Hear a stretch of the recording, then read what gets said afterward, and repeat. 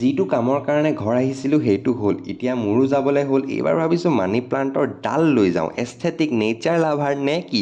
ভাতকেইটা ধুনীয়াকৈ মাংসৰ সৈতে খালোঁ দেখিব পাৰিছে আগত বেগ পিছত বেগ মূৰত নাই চুলি থুতৰিত নাই দাড়ি কোনোবাই যদি সোধে তোমাৰ পষ্টিং ক'ত হৈছে বুলি মই কিন্তু ডাইৰেক্ট কাশ্মীৰ কম দেই বাছলৈ আছোঁ ৰখি 30 মিনিট দেৰিকৈ আহি পাইছেহি চাৰ্টাৰ্ড বাছ এতিয়া থাকা আৰু 5 ঘণ্টা এটা ছিটতেই বহি সেইকাৰণে মই চ'ল' ট্ৰেভেল কৰিবলৈ একেবাৰেই ভাল নাপাওঁ এই ব্ৰিজখনৰ ডিজাইনটো কিবা এটা ভাল লাগিছে দেই এই উইণ্ড' ছিটত বহি থকা ল'ৰাটো ময়েই এতিয়া লাগিছে আমনি সেইকাৰণে ৰখালে আমনিত কিনিলোঁ খাবলৈ কিবা কিবি এতিয়া মনত অলপ সাহস গোটাই আছোঁ কাৰণ আগত আহি আছে যোৰাবাটৰ একা বেকা টাৰ্ণিংকেইটা এনেই মানুহটো মই ভয় পেলোৱা কোনোবাই জানো ক'ব পাৰে কপালৰ লিখন দীপা দিয়া যেনে তেনে নমৰি পেলাই আহি পালোহি ঐ ডুবাই মানে for the people of upper Assam Guwahati is like a Dubai only